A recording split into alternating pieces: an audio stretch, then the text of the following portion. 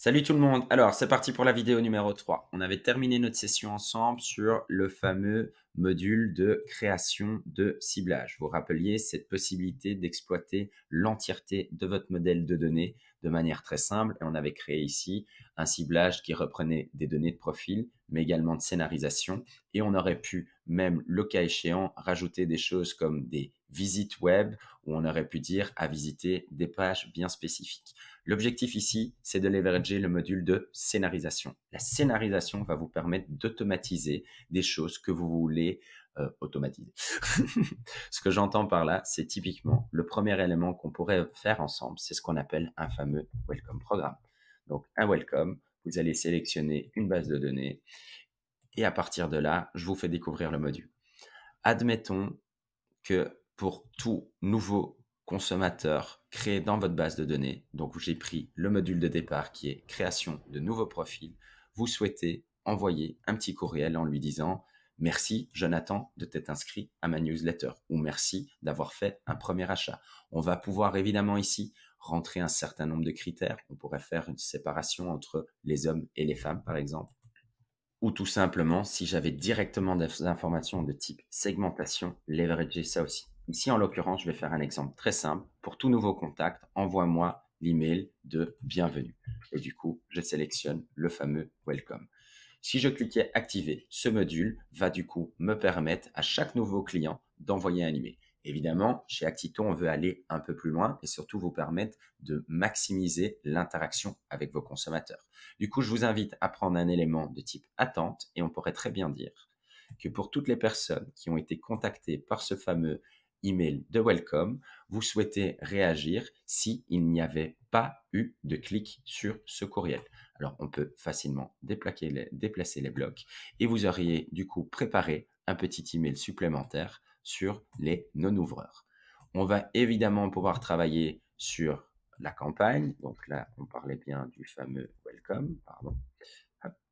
Et vous allez pouvoir jouer en heures, en jours, je vais dire, même traquer des liens spécifiquement. En l'occurrence ici, après 2 jours, j'ai fait un petit renvoi dessus.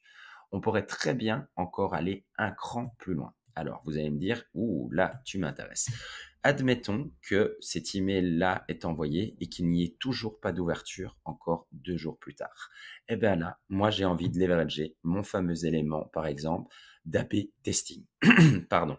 Du coup, je prends mon bloc d'AB testing et sur les non-ouvreurs, toujours là, je vais leverager 2 nouveaux canaux de communication. En l'occurrence, s'il n'a toujours pas ouvert 2 jours après la relance, moi, je vais exécuter une campagne SMS sur 50% de ces gens. Et sur les 50 autres pourcents, je vais préparer un fichier que je vais livrer à mon agence de calling qui appellera ces personnes. Du coup, là, on est parti d'un cas tout simple où on a, pour toute nouvelle création, exécuté un welcome. On a regardé que ces gens cliquent ou pas en ayant les 48 heures. Dans le cas où ils ne cliquaient pas, on a fait une petite relance. Et si là, il n'y a toujours pas d'ouverture en ayant les 48 heures, on leverage 2 nouveaux canaux de communication, en l'occurrence le SMS et l'ajout à une audience pour qu'on puisse les appeler.